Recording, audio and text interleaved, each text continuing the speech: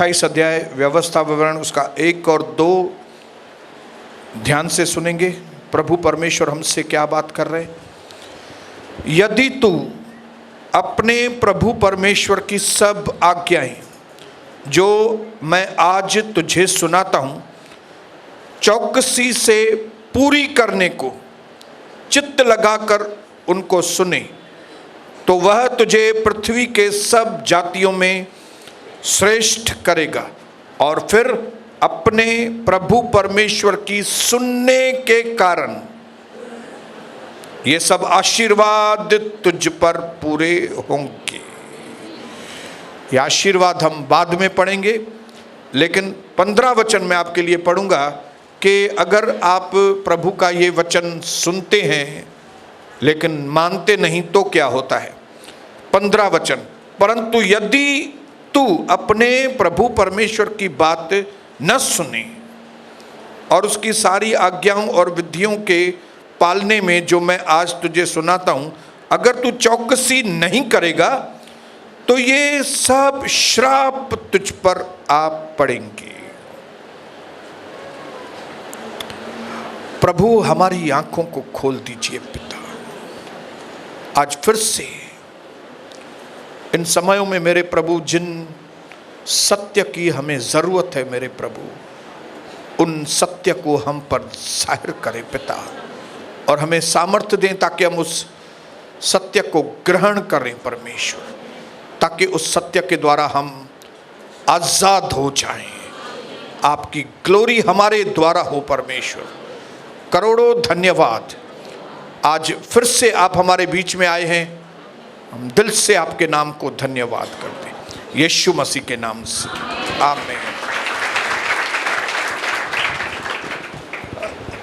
कई चीज़ें इस महीने में प्रभु ने हमको सिखाई है, और जैसे जैसे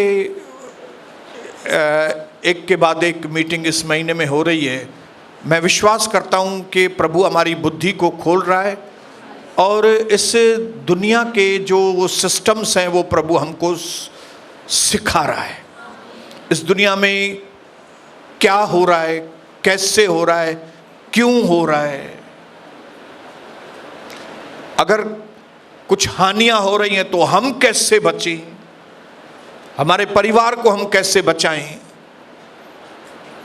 ऐसे कई सवालों के जवाब जो दो लोगों के पास नहीं है, लेकिन प्रभु आपको वो सवालों के जवाब देगा क्योंकि आप उनके चुने हुए लोग हैं, और प्रभु आपको आने वाले समय में उन लोगों के आगे जाहिर करेगा। दुनिया यीशु मसीह के जाहिर होने का इंतजार नहीं कर रही है, दुनिया आपके जाहिर होने का इंतजार कर रही है, क्योंकि आप जब जाहिर होंगे आपके द्वारा परमेश्वर दुनिया के अंदर एक जागृति लेके आएगा। हालेलुया। जब प्रभु आपको जाहिर करेगा कि ये मेरा बेटा है, ये मेरी चुनी हुई बेटी है, मैंने इसको पवित्र आत्मा से भरा है, और जब आपके द्वारा उनके लिए विनतियां होंगी, प्रार्थनाएं होंगी, तब लोगों के अंदर, उनके परिवारों के अंदर श्राप टूटेंगे। हालेलुया। और क्या होगा? परमेश्वर का राज्य बढ़ेगा।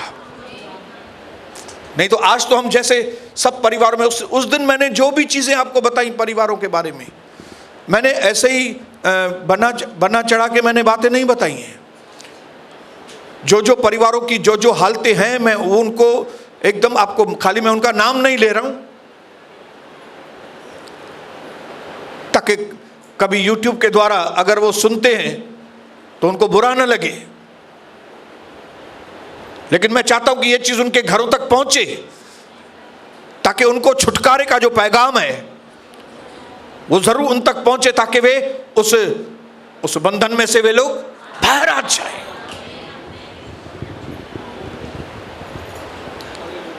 कितने लोग बंधनों में से बाहर आना चाहते हैं? कई बंधनों में से आप आजाद हुए हैं, कई बंधनों में से आजाद अभी होंगे। हालेलुया। कई सवालों के जवाब पहले नहीं थे आपके पास, अभी आपके पास वो सवालों के जवाब आएंगे। आपने देखा होगा कई परिवारों के अंदर मर्द लोग काम नहीं करते, या अगर मर्द लोग काम करते हैं तो उसमें हमेशा नुकसान, औरतें कमा के उनको खिलाती हैं। अजीब बात है देखा है? कुछ बातें मैंने लिख के आया हूं।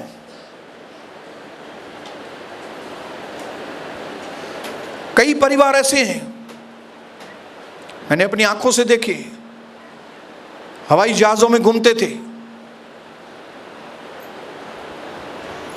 एक बार अगर भिंडी या तो पोटैटो फ्राई किया तेल में, वो तेल फेंक देते थे एक बार यूज करके। लेकिन आज 10,000 कमाने के वादे हैं उनके घर में। हवाई जहाज जाने दो, मेरी आंखों के सामने वे परिवार है, मेरी आंखों के सामने। ऐसी हालतें क्यों बदलती हैं? क्या रीजन है? हालेलुया। इस रीजन को जानना बहुत जरूरी है। इस अंधकार के सिस्टम को जानना बहुत जरूरी है। क्यों समय से पहले घर के अंदर डेथ होती है? क्यों पत्नी इतनी खूबसूरत है, उसके बावजूद पति जो है वो दूसरी लड़की के पीछे पागल है, और इतना पागल है कि वो उस लड़की के साथ अपने आप को फांसी दे देता है। दोनों मर जाते हैं, ट्रेन के नीचे चले जाते हैं, और इतनी पत्नी है उसके घर में। श्राप काम करते हैं, ये श्राप है जिनका जवाब आपको लोगों के पास नहीं मिलेंगे। लेकिन जब बाइबल को सिस्टम वाइज पढ़ेंगे, पवित्र आत्मा से मांगेंगे, प्रभु से रोशनी मांगेंगे, तो आपको न सिर्फ ये श्राप कैसे काम करते हैं उनका जवाब मिलेगा, लेकिन इन श्रापों में से बाहर कैसे निकले उसका भी आपको जवाब मिलेगा। अब्राहम खुद एक अभिषिक्त दास था, लेकिन क्यों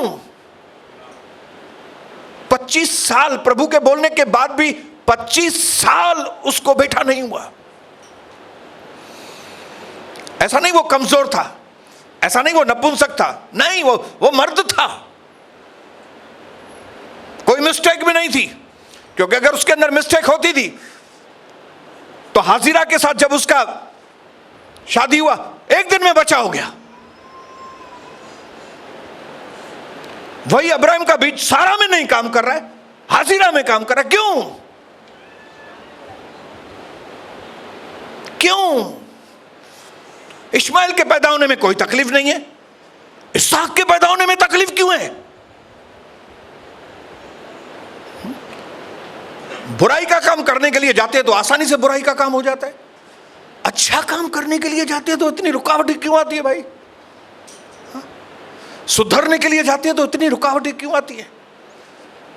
ड्रग्स पीने को जाओ तो कोई रुकावट ही नहीं है, दारू पीने को जाओ तो कोई रुकावट ही नहीं है, टाइम पास करने के लिए जाओ तो कोई रुकावट ही नहीं है, प्रभु के घर आओ तो रुकावट है। अजीब नहीं है बात? आपने जानने की कोशिश किया कभी क्यों भाई ऐसा क्यों होता है? क्या तकलीफ है, क्या प्रॉब्लम है, क्या गड़बड़ है, कौन सा घेरा है? भली घर में औरतें कमा रही हैं, मर्द कमा नहीं रहे, हट्टे कट्टे बैठे हैं घर में लेकिन कमाते नहीं है।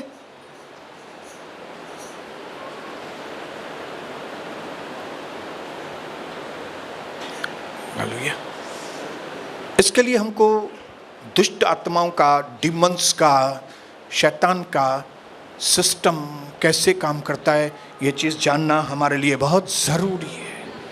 उनको हमारे जीवन में एक्सेस कहाँ से मिलता है, कहाँ से शैतान हमारे जीवन में एंट्री करते हैं, उनके आने का रास्ता क्या है हमारे अंदर। हालेलुया। आके कैसे होल्ड कैसे करते हैं हमको। हालेलुया। दुनिया के किसी भी बाबा के पास जाएंगे, एकदम थर्ड क्लास के लोगों के पास भी उधर जाने के लिए कोई रोकता नहीं है हमको, लेकिन यीशु मसीह के घर में आएंगे तो दुनिया पकड़ के बैठ के इधर नहीं जाओ। क्यों भाई? हालेलुया। और जगह जाएंगे तो अपनी पूरी फैमिली को भी लेके जाएंगे, लेकिन यहां पे आएंगे तो अकेले आने की कोशिश करेंगे, दूसरे परिवार को लेके ही नहीं आएंगे। क्यों? अंदर मन में होता ही नहीं है कि लेके जाओ इनको, परिवार को भी लेके जाओ, अपने बेटे को भी लेके जाओ, अपनी बहू को भी लेके जाओ। मैंने कई लोगों को देखा है, आते हैं मेरी माँ बाप को ये तकलीफ है इसके लिए मैं आया हूँ, तो माँ बाप को क्यों नहीं लेके आए? नहीं वो अरे वो तुम डॉक्टर के पास जाओगे और उसको बताओगे भाई माँ बाप मेरा तकलीफ में है, तो डॉक्टर क्या बोलेगा? भाई लेके आओ, दोनों को इंजेक्शन मारने का है। आप बोलेंगे नहीं मेरे को ही मार दो। तो मतलब उधर आपका दिमाग का, उधर डॉक्टर के पास आप नहीं जाएंगे, आप वो बुढ़ा बुढ़ी को लेके जाएंगे साथ में, लेकिन इधर वो बुढ़ा बुढ़ी घर पे बैठे, माँ आई है नहीं, इधर क्यों नहीं दिमाग काम करता है भाई? कौन सी शक्ति है जो आपको उधर दिमाग चलाती है, लेकिन इधर आपका दिमाग को वो पकड़ के बैठती है? इधर मत चलाओ दिमाग।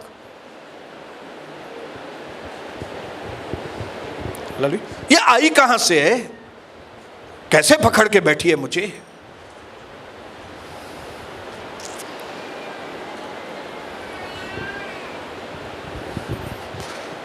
बोलिए हालेलुया। कैसे ये सारी चीजें हो रही है? हमारे जीवन में ये चीजें जानना बहुत जरूरी है। मेरे जीवन की जो चुनौतियां हैं, मेरे परिवार की जो चुनौतियां हैं, वो आखिर कब उसका दी एंड होगा? हालेलुया। कब मेरे परिवार में एकदम फ्री होके हम जिएंगे भाई? कब मेरे परिवार के अंदर मेरी पत्नी और मेरा एकदम मस्त संबंध हो जाएगा, मेरे बच्चों के मेरे साथ सही संबंध हो जाएंगे, वो भी कमाता है वो भी कमाएगा, घर के अंदर प्रार्थनाएं होती है, माहौल में, ऐसा कभी होगा?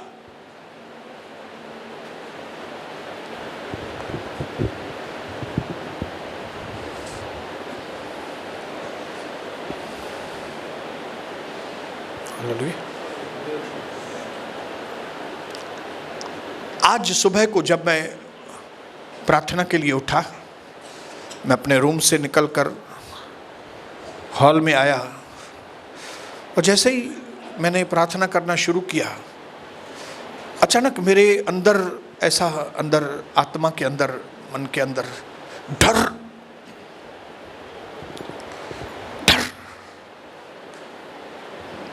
बहुत कम ऐसा मुझे फीलिंग होता है। ऐसा लगता था कोई मेरे पीछे, कोई फिर मेरे इधर कोई है। आपको लगता होगा ये वहम है, ये वहम नहीं है।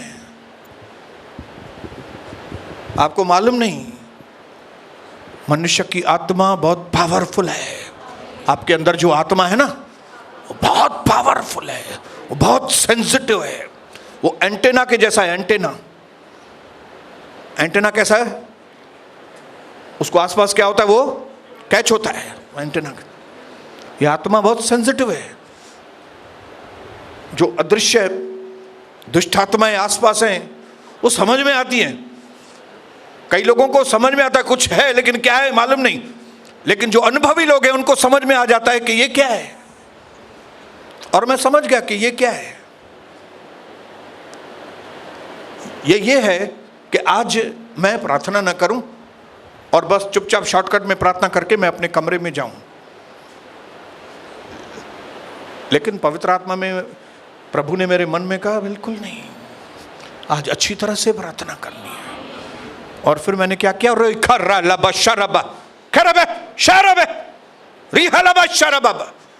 मैं समझता हूँ 5 मिनट खाली प्रभु यीशु का लहू इस जगह पे, प्रभु यीशु का लहू इस यहाँ पे, यीशु का लहू यहाँ पे, यीशु का लहू यहाँ पे। फिर थोड़ा मूव किया मैंने घर के अंदर, मेरा पैसेज बड़ा है, आगे ऐसे करके फिर बालकनी की ओर जाके 5 माहौल बराबर हो गया 5 मिनट में। मतलब कोई था, चला गया। आप में से कई लोगों को ऐसा लगता होगा कई बार, घर में कुछ है, मुझे घर में कुछ आए, मुझे घर के कहीं कुछ कहे हुआ। लोग बोलेंगे नहीं नहीं ये तो वहम है। वहम नहीं है, वह हम नहीं है, घर में है। और ये घर में जो है वो जब तक जाएगा नहीं, छुटकारा नहीं आएगा। जब हम अविश्वासी थे, मेरी पत्नी बोलती थी घर में कुछ है, पर्दे के पीछे कोई है। वो डिप्रेशन में चली गई थी, पर्दे के पीछे बाथरूम में कोई है।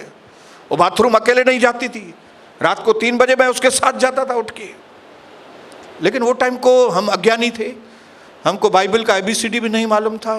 प्रभु कौन है, शैतान कौन है, ये सब मुझे मालूम नहीं था।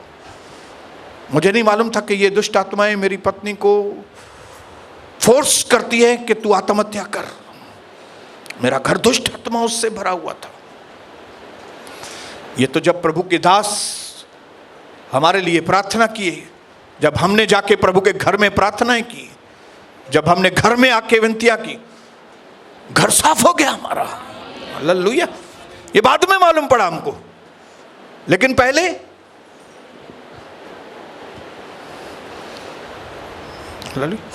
फिर बाद में मालूम पड़ा कि शैतान के घर में आने के रास्ते हैं। आज के बाद, आज मीटिंग और दूसरी मीटिंग में हम देखने के लिए जा रहे हैं शैतान का सिस्टम कैसे काम करता है, शैतान कैसे आपके जीवन में एंट्री करता है। एंट्री, बोलो एंट्री। आप घर में जाएंगे तो एंट्री करेंगे ना जाके। आपके पास घर की चाबी रहती है, हमारे पास घर की चाबी रहती है। मैं क्या जाऊंगा, लिफ्ट में चढ़ूंगा, मेरे पास चाबी है और मैं ओनर है, मैं अपने फ्लैट का। मैं क्या करूंगा, चाबी खोलूंगा, डालूंगा, खोलूंगा, अंदर जाऊंगा, मेरे को कोई नहीं रोकेगा। क्यों? क्योंकि मैं मालिक हूं। लेकिन चोर को अंदर आने के लिए साजिश रचनी पड़ेगी। चोर ऐसे ही नहीं आएगा। चोर आएगा ऐसा? नीचे CC कैमरा भी लगी हुई है। चोर ऐसे नहीं आएगा। चोर को प्लानिंग करनी पड़ेगी, चोर को अपना रूप बदलना पड़ेगा। चोर इस तरह से आएगा कि मानो वो चोर है ही नहीं।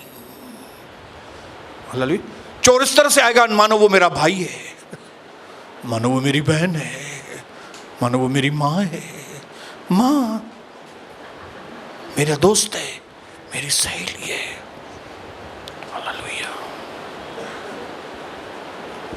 और उसके आने के रास्ते, उनके आने के तरीके, उनमें से जो पहला तरीका जिसके बारे में आज हम डिस्कशन करेंगे, और वो है डिसओबीडियंस, आज्ञाओं का उल्लंघन। जब हम आज्ञाओं का उल्लंघन करते हैं प्रभु के, तब ऑफिशियली, सार्वजनिक तौर पे शैतान को हमारे जीवन में आने की एंट्री मिलती है। दूसरा तरीका है जब हम कोवेनेंट, वाचाएं बांधते हैं, कई बार प्रभु के साथ, और जब हम प्रभु को नहीं जानते तब प्रभु को छोड़ के कई जगह पे मन्नतें म्यूचुअल बेनिफिट के लिए हम वाचाएं बांधते हैं। ललित, तुम ये मावा खाओ, तुमको बेटा होगा, लेकिन तू हर महीने ये मंदिर में आना। और वो औरतें बोल के जाती है, हाँ ये माया खाएगी, मैं अगर बेटा हुआ हर महीने यहाँ पे चढ़ावा चढ़ाने के लिए। ये क्या हो गया? मन्नतें, वाचा। और तीसरा तरीका वो है अज्ञानता, इग्नोरेंस, जिसके बारे में हम लोग पहले काफी कुछ बोले हैं। लेकिन ये तीनों पॉइंट को हम बराबर से देखेंगे। लेकिन आज जो पहली पॉइंट है जो हम देखने के लिए जा रहे हैं, और वो है आज्ञा उल्लंघन। यह सबसे पावरफुल तरीका है शैतान का अंदर घुसने का। पावरफुल तरीका, पावरफुली घुसता है हमारे अंदर। आपको मालूम होना चाहिए ओबीडियंस, आज्ञा पालन में बहुत पावर है, हमारे काम सफल हो जाते हैं। तो उसी प्रकार आज्ञा का उल्लंघन भी पावर है, जिसमें हमारे सारे काम बिगड़ जाते हैं, सारे काम बिगड़ जाते, सब काम बिगड़ जाते हैं। और कोई भी बीच में न्यूट्रल पोजीशन नहीं है। या तो आप आज्ञा मानेंगे या तो आप आज्ञा नहीं मानेंगे, कोई बीच वाला पोजीशन नहीं है। या तो आप अच्छे हैं या तो आप बुरे। आप ये नहीं बोले मैं मीडियम हूं, आप मीडियम नहीं है। वो स्किन के कलर में आप बोल सकते हो, मां न सुहेणो आया न कारो आया, मां मीडियम आया, उसमें चलेगा आप मीडियम हो या नहीं हो।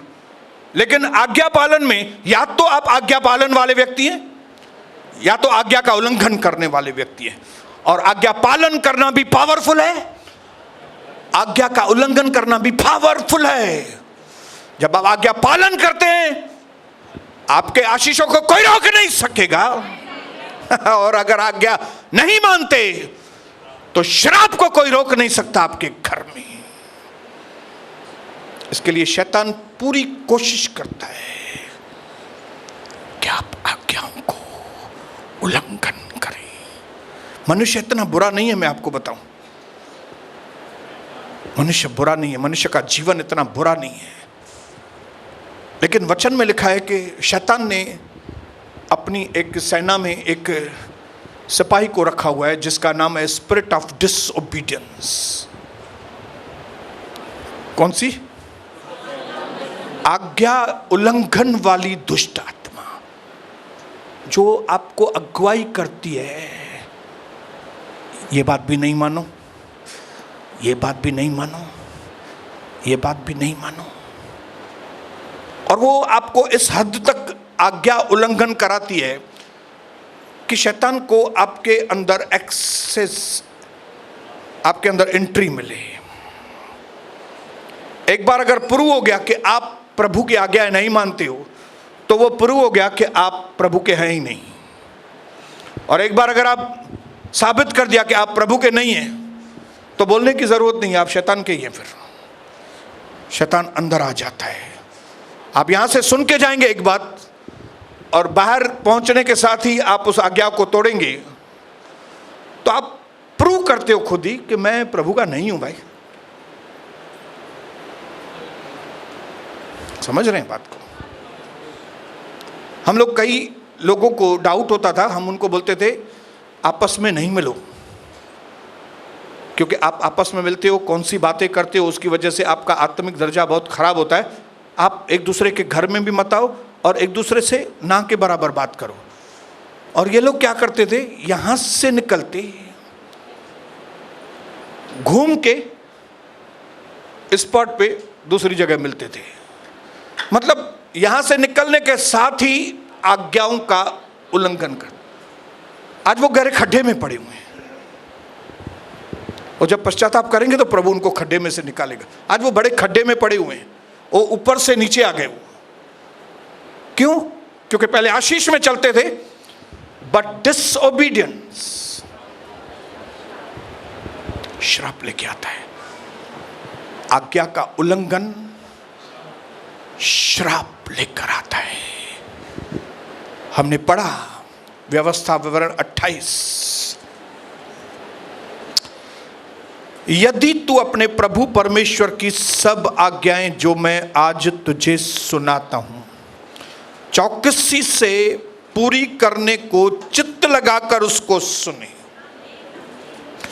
मतलब यहां पे ध्यान से बैठकर सुने ताकि उसको पूरा करें।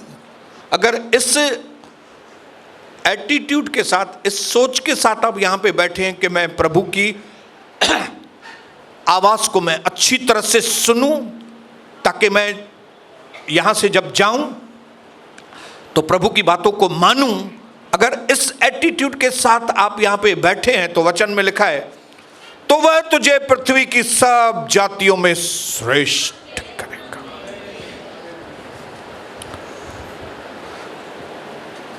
आप श्रेष्ठ नहीं बनेंगे, वो श्रेष्ठ बनाएगा। हालेलुया, बोलो हालेलुया। सबसे पहला दरवाजा वो है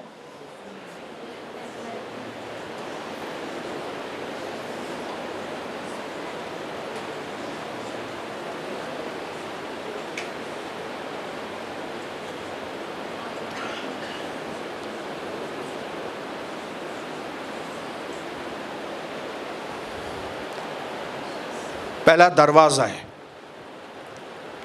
अभी आप समझ गए होंगे हमारे पुरखाओं के द्वारा शैतान को कैसे एंट्री मिली। हमारे पुरखाओं के अंदर दुष्ट आत्माओं ने क्यों काम किया। सबसे कॉमन, आसान, शैतान को आराम से अंदर आने का जो दरवाजा है वो है डिसोबीडियंस।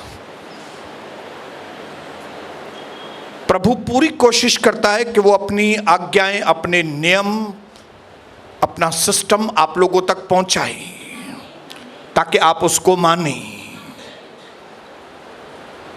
पूरी कोशिश करता है प्रभु, बहुत साल मौका देता है हमको, पीछा करता है वो हमारा। जब प्रभु की दासी मेरी पत्नी ने अपनी दादी से बात की, तब उसने दादी को बताया, जरूर प्रभु ने अपना सुसमाचार आपको पहले दिया होगा। फिर उसकी दादी ने कबूल किया, हाँ, पाकिस्तान के अंदर जब उसकी दादी जवान थी तब कई लोग, मसीह के लोग वहां पे आके उसको पिक्चर दिखाते थे, यीशु मसीह ने कैसे सूली पर अपनी जान दी, कैसे वो उद्धार करता है।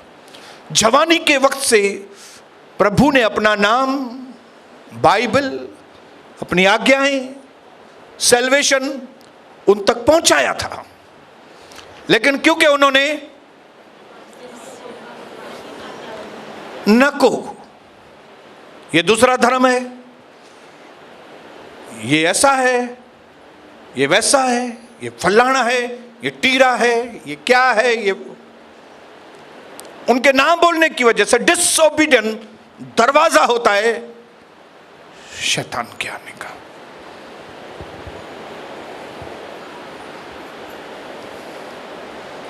हालेलुया। आज भी हमारे विश्वासियों के अंदर, आपको मालूम नहीं, लेकिन ये स्पिरिट ऑफ डिसओबीडियंस, मैं आपको वचन पढ़ के समझाऊंगा।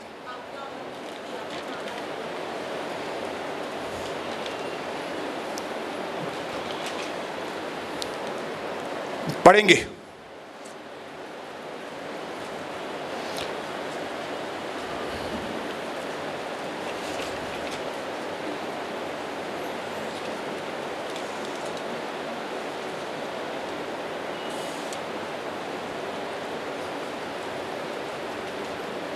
एफिशियन 2 अध्याय उसका दूसरा वचन। किसकी आवाज ज्यादा है तो आवाज बड़ा है तो पढ़े। एफिसियों 2 अध्याय उसका 2।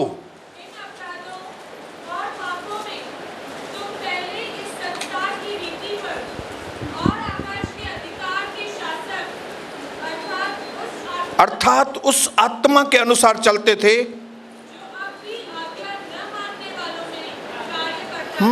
मैं पहले वचन से पढ़ूंगा ताकि आपको समझ में आए। परमेश्वर ने तुम्हें भी जिलाया है। तुम अपने अपराधों और पापों के कारण पहले तुम मरे हुए थे, और इन अपराधों और पापों में तुम पहले इस संसार की रीति पर और आकाश के अधिकार के शासक मतलब शैतान की उस आत्मा के अनुसार चलते थे, जो अब भी आज्ञा न मानने वालों में कार्य करता है। हम भी पहले आज्ञा नहीं मानने वालों की ग्रुप में थे, आज्ञा न मानने वालों की लाइन में थे। हम भी अपने पुरखाओं के लाइन में थे पहले। और वो कौन सी आत्मा के अनुसार चलते थे? Spirit of disobedience. शैतान ने एक आत्मा पीछे लगा के रखी है विश्वासियों के, अविश्वासियों के पीछे, कि क्या करो तुम खाली इधर सुन के जाओ, सुनो लेकिन करो मत। क्या करो? खाली सुनो, खाली सुनो। सत्संग तो खाली सुनने के लिए होता है ना, करने के लिए थोड़ी होता है। आप तो इधर टाइम पास करने के लिए आते हैं ना, सुनो खाली। कोई करता थोड़ी होगा। ए मिड़ई गालाइन था, पाण भी न कदा हूंदे।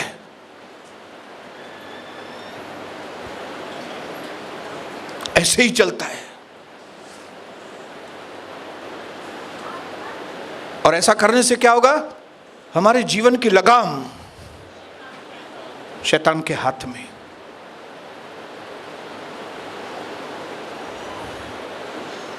लेकिन वचन में लिखा है, अगर तुम मेरी बात तन मन से सुनोगे और उसको मानने की चौकसी करोगे, तो ये आशीषें तुम पर आएंगी। मैं 2-4 आशीषें खाली पढ़ता हूं। धन्य हो तू नगर में, मतलब आप शहर में अपने धन्य होंगे। आपके शहर में आपको लाइट मिलेगी, आपको शहर में आपका पानी मिलेगा, आपको हाउस टैक्स बहुत कम भरनी पड़ेगी, आपके शहर में आप आशीषित होंगे। हालेलुया। और धन्य हो तू खेत में, मतलब तू अपने धंधे में भी आशीषित होगा। तेरे पास एक से एक कस्टमर होंगे और उनमें से तू अच्छी खासी कमाई करेगा। तू अपने कस्टमरों से अच्छे रिलेशन रखेगा। तेरा कोई भी आदमी पैसा नहीं खाएगा। धन्य होगा तू खेत में, ज्यादा तुमको मेहनत करनी जरूरत नहीं पड़ेगी। तेरी थोड़ी मेहनत होगी और परमेश्वर की बड़ी आशीष तुझ पर आएगी। धन्य होगी तेरी संतान, मतलब तेरी संतान सुधरी हुई होगी। Praise the Lord, hallelujah. कितने लोगों को सुधरी हुई संतान चाहिए?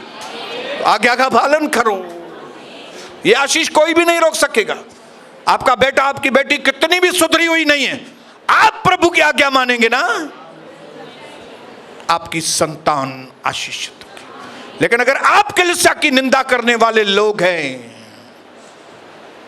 क्योंकि आपको मालूम है कि घर के मां बाप छत्री हैं, अगर छतरी में ही होल है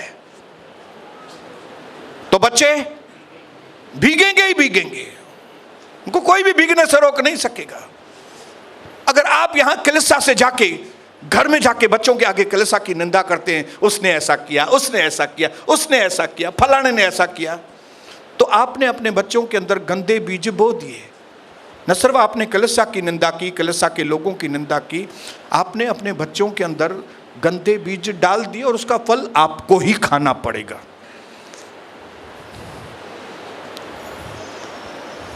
हालेलुया, बोलिए हालेलुया।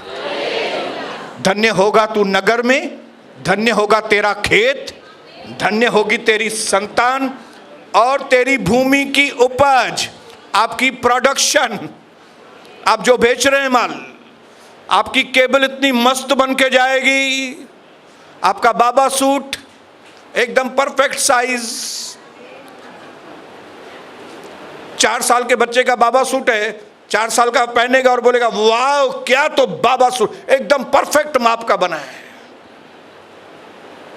धन्य होगी तुम्हारे उपज। और गाय और भेड़ बकरी आदि पशुओं के बच्चे, ये कौन है? भेड़ बच्चे। ये आपकी स्कूटी, आपकी एक्टिवा, आपकी कार, आपकी ऑफिस, आपकी प्रॉपर्टी। हम बोलो हालेलुया, बोलो हालेलुया। ये सब में आशीष कहां से आएगी? जब आप परमेश्वर के वचन को ध्यान से सुनेंगे और फिर उसको करने की चौकसी, यहां से ही डिसाइड करके जाएंगे। मैं अपने घर में जाके अपने लोगों को बताऊंगा, ओ आज प्रभु का वचन कितना मस्त था, क्या तो प्रभु का दास बात कर रहा था, क्या तो पवित्र आत्मा मंडला रही थी, क्या तो मेरे अंदर टच हुआ वचन। जब आप अपने पति को जाके इस तरह से बताएंगे, अपनी पत्नी को, अपने बच्चों को जाके घर में बताएंगे पॉजिटिवली, प्रभु काम करेगा। उसके बाद तो बहुत सारी आशीषें हैं, मैं पूरी नहीं पढ़ूंगा। हालेलुया। उसके बाद मैं 13 वचन फिर से पढ़ूंगा, 13 से आगे पढ़ूंगा। प्रभु तुझको पूंछ नहीं किंतु सिर ठहराएगा, तू नीचे नहीं परंतु ऊपर होगा, तू कंपनी में नौकर नहीं, तू कंपनी का मालिक होगा। और यदि प्रभु परमेश्वर की आज्ञाएं जो मैं आज तुझको सुना रहा हूं तू अपने मानने में मन में लगाकर चौकसी करे, और जिन वचनों को मैं आज से तुझे आज्ञा देता हूं उनमें से किसी के न दाहिने या बाएं मुड़कर पराये देवताओं के पीछे न हो ले और न उसकी सेवा करे, तो तुझे ये आशीषें प्राप्त होगी। शर्त है, शर्त है ये, आप मानेंगे तो आपकी प्रार्थनाओं का जवाब तभी आएगा जब आप मानेंगे बातें को। शॉर्टकट वे नहीं, बस प्रार्थना करो मेरे लिए सब बराबर, नहीं होगा बराबर कुछ भी। आपको दूसरे पास्टर लोग उल्लू बनाते होंगे, सब बराबर थी, कुछ भी बराबर न थी, दो कुछ भी चीज बराबर नहीं होगी जब तक कि आप परमेश्वर के वचन को ध्यान से सुनेंगे नहीं, उसकी आज्ञाओं को सुनेंगे नहीं, उसको चौकसी से गंभीरता से मानेंगे नहीं। लोगों को हल्का फुल्का चाहिए, बस आऊं और चले जाऊं, बस मुझे जल्दी जाना है और मेरे पास टाइम नहीं है, जाओ इधर से जाओ, तेरे लिए आशीष नहीं है। फिर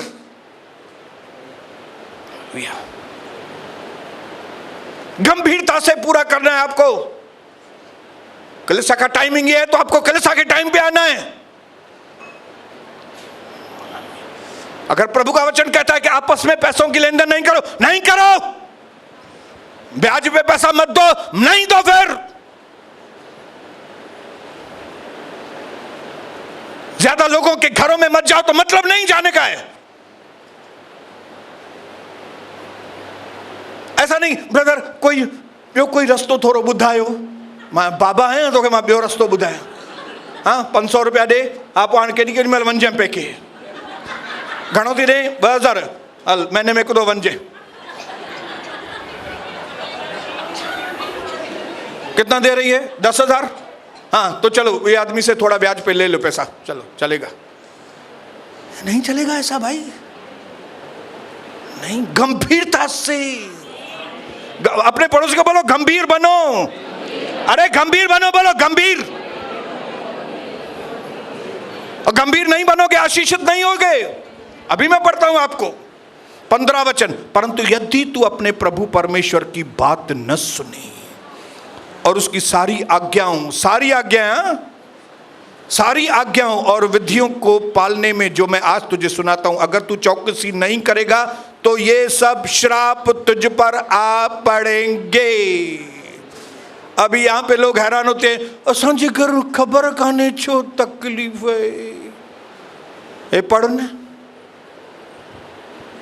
न मां इहो न पढ़ंदसि, छो न पढ़ंदसि तो खबर है छाजे लाइ तकलीफ़ है तुझे घर में। क्यों मालूम है आपको तकलीफ क्यों, आपको मालूम है, लेकिन क्योंकि आपको बदलना नहीं है, आपको टर्न नहीं होना है, आपको मन नहीं फिराना है, इसके लिए आप प्रभु से दूर दौड़ रहे हैं। लेकिन प्रभु से दूर दौड़ नहीं सकेंगे, प्रभु से लिखकर छुपा है।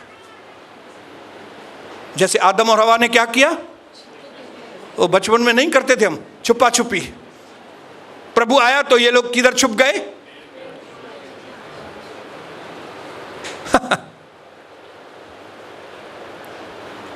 लोग देर से आते हैं, फिर ऐसे आके बैठते हैं मानो 5 बजे का बैठा है, लिखा छुपा है।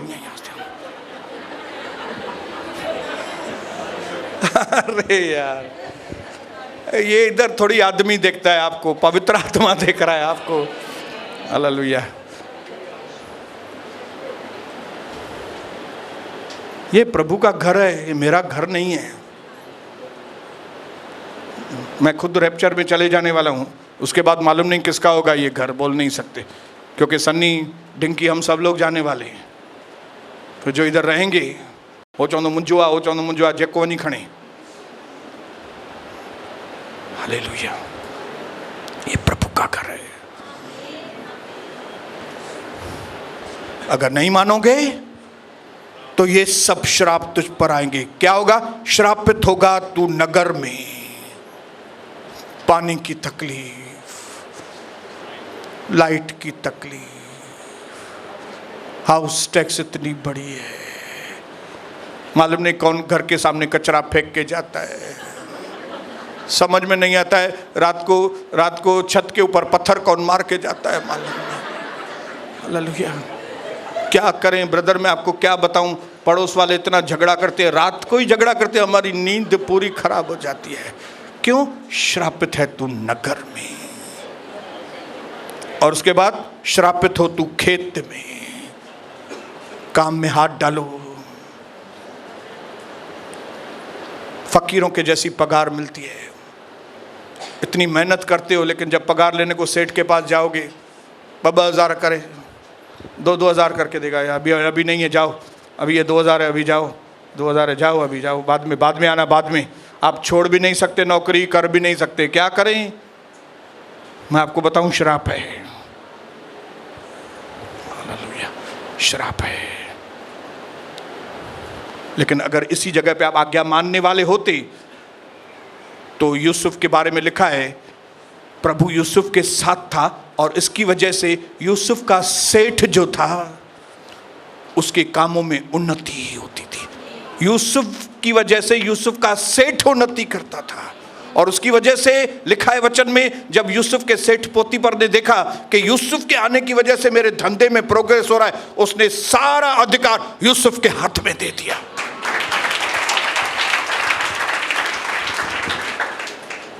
हालेलुया, बोलिए हालेलुया। मैं आपको आज्ञा पालन की बारिश आशीषों की, और आज्ञा उल्लंघन में श्रापों की। यहां आना काफी नहीं है, यहां आके आप किसी के ऊपर एहसान नहीं करते, आते हैं तो खुद के ऊपर एहसान करते हैं। अगर आप यहां पे आके सीखेंगे नहीं, करेंगे नहीं, आशीष नहीं आएगी। हालेलुया। मैं इधर कई एग्जाम्पल आपको बता सकता हूं जिन्होंने प्रभु के घर में आके आशीषें हद से ज्यादा पाई हैं। मेरे सामने आशीषें पाए हुए एग्जाम्पल भी बहुत हैं, लेकिन नहीं आशीष पाए हुए एग्जाम्पल भी बहुत हैं। आप चॉइस करो, क्योंकि शैतान के घुसने का सबसे आसान तरीका है, आप आज्ञा को नहीं मानो,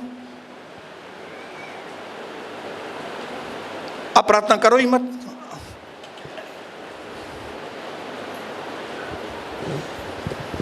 हालेलुया। 18 वचन में लिखा है, श्रापित हो तेरी संतान, बारंजे मथा कर्स, बच्चे व्यभिचारी बन गए। लोग किसको दोष देंगे? बच्चों को। बच्चों को दोष मत दो, मम्मी पापा सब आपकी वजह से है, क्योंकि आप छतरी हैं घर की। छतरी को ही दोष दो, उसमें होल है छतरी में। आप मुर्दार हो, आपको घर के ऊपर ध्यान नहीं है, आपके घर में आपके कदम घर से बाहर हैं।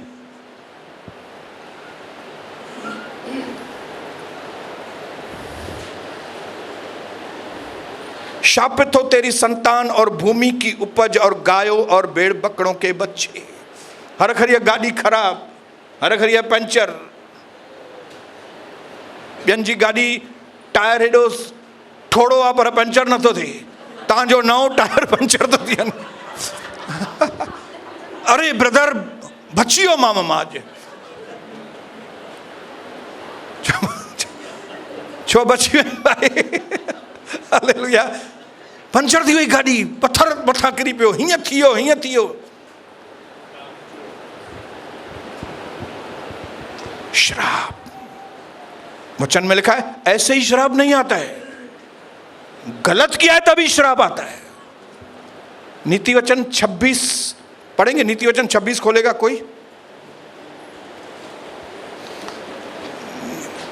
उसका 2 आवाज जोर से, 26:2। जैसे गौरी घूमते और सूखा बेनी उड़ते उड़ते नहीं बैठती, वैसे व्यर्थ शाप नहीं पड़ता।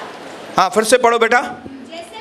जैसे गौरियां या चिड़िया घूमते घूमते मत ऊपर उड़ती हैं और सुप्पा बेनी उड़ते उड़ते नहीं बैठती, ओके, वैसे ही व्यर्थ शाप नहीं पड़ता। अभी मैं बाहर निकलूंगा, एक कौवा उधर से इधर उड़ेगा, दूसरी चिड़िया इधर से उधर उड़ जाएगी, उसे मेरे को कोई फर्क नहीं पड़ेगा। हालेलुया। इधर से उधर उड़े, उधर से, मेरे को कोई फर्क नहीं पड़ेगा। लेकिन अगर मैं किसी चिड़िया को पकड़कर बिठाऊंगा इधर, तो उसकी फोंगड़ी मेरे ऊपर। वैसे ही कई लोग हमारे जैसे लोगों को श्राप देते हैं, उनको मालूम नहीं हमको श्राप लगता ही नहीं है, क्योंकि हम आशीष की संतान हैं। मेरे को श्राप कभी आएगा? मेरे को श्राप कभी आएगा? जब भी मैं आज्ञा उल्लंघन करूंगा, जब मैं किसी को सताऊंगा, जब मैं किसी के साथ निर्दयी बनूंगा, जब मैं किसी का हक खा लूंगा, जब मैं किसी को परेशान करूंगा, तो श्राप मेरे ऊपर आएगा। लेकिन अगर मैं सबको आशीष कर रहा हूं, मैं सबके लिए प्रार्थना कर रहा हूं, मेरे मन में लोगों के लिए बोझ है, और लोग बैठ के मेरे को श्राप दे रहे हैं, वो श्राप हमको लगने वाला नहीं है। हजारों पक्षी मेरे ऊपर से गुजरते हैं, एक भी फोंगड़ी मेरे ऊपर नहीं आएगी। आपके ऊपर एक भी श्राप नहीं आएगा अगर आप प्रभु की आज्ञाओं को मानेंगे। नहीं मानेंगे, क्योंकि श्राप अकारण नहीं आता है, श्राप कारण से आता है। कारण होना चाहिए। बोलो कारण, कारण, कारण। डीमंस अंदर, शैतान, दुष्ट आत्माएं अंदर कभी आती हैं? जब भी उनको एंट्री मिलती है। तो घर में कुत्ता कभी आएगा? दरवाजा खुला रहेगा तो, दरवाजा बंद रहेगा कुत्ता आएगा? बोलिए बोलिए बोलिए। बिल्ली आएगी? खिड़की खुली रहेगी तो? चूहा आएगा ऐसा? लेकिन पाइप टूटा हुआ रहेगा तो? मच्छर आएंगे ऐसे? लेकिन अगर जाली नहीं लगाया तो? हालेलुया।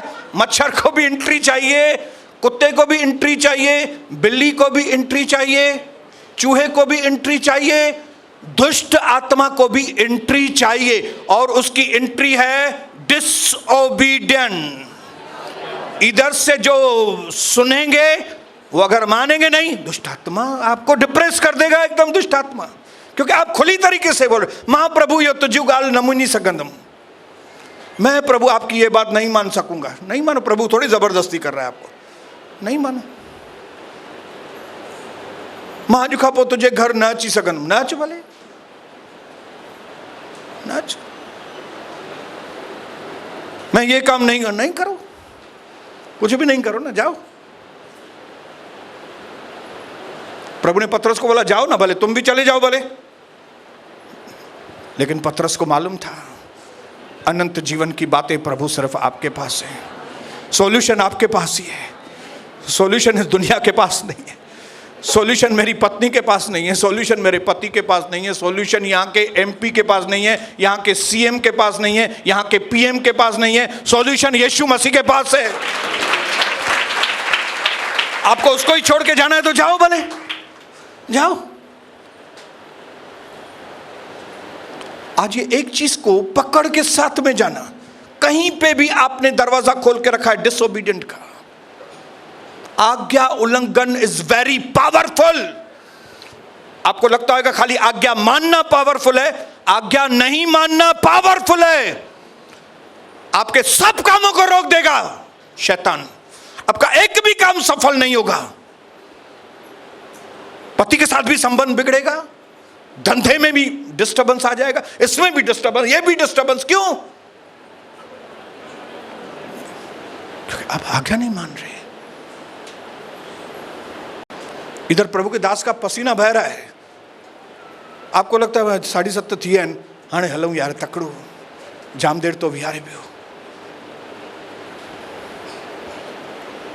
प्रभु आपको आज आशीष करे। दिमाग के अंदर एक चीज डाल के, सारी दुनिया झूठी है, प्रभु का वचन सच्चा है। और न सिर्फ खाली बाइबल के अंदर लिखा है, लेकिन यीशु मसीह एक हमारे सामने जीता जागता एग्जाम्पल है।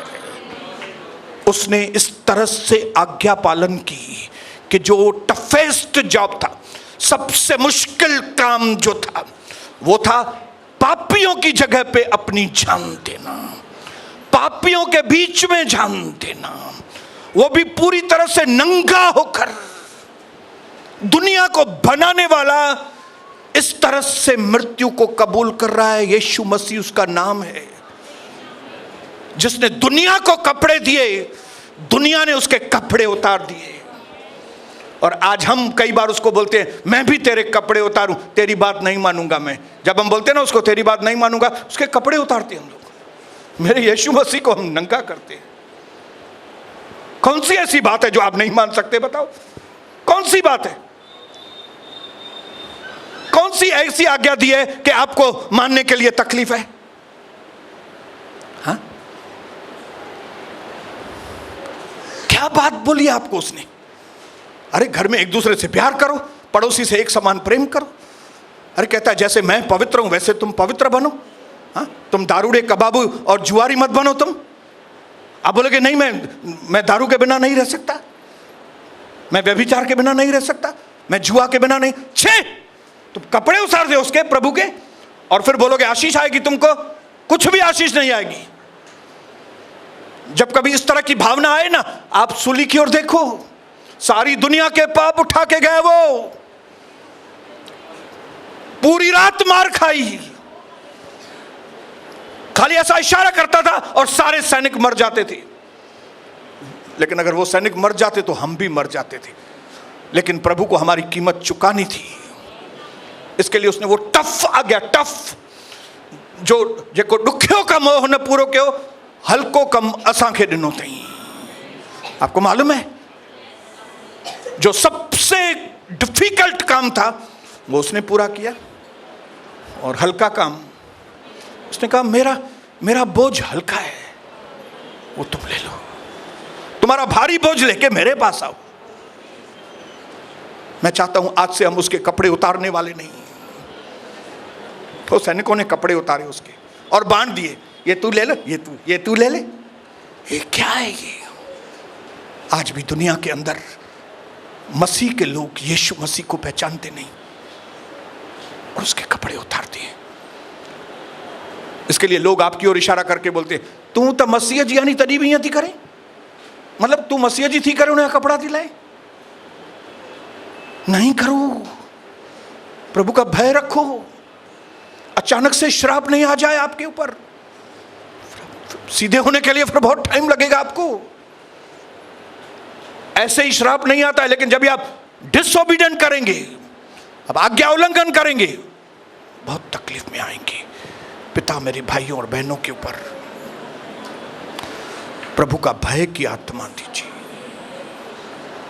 हर एक गंदी आज्ञा का उल्लंघन कराने वाली गंदी आत्मा का पावर डिस्ट्रॉय हो यीशु मसीह के नाम से। वो अंधापन हमारे अंदर से दूर हो यीशु मसीह के लहू के द्वारा। हमारे भीतर की आंखें खुल जाएं पिता, ताकि हम देखें हमारे प्रभु यीशु मसीह ने हमारे कठिन कामों को अपने लिए उसने पूरे किए, आसान कामों को उसने हमारे लिए दिया है। इसलिए हम बड़े ध्यान से प्रभु आपकी बातें सुने, समझें और आपकी एक एक आज्ञा को मान सकें। कृपा करिए। सारा आदर और महिमा और गौरव हम आपको देते हैं। जैसे यहाँ से जाएं छुटकारा पाकर, पवित्र आत्मा में भर के, पवित्र खून में, यीशु मसीह के नाम से। आमीन, आमीन।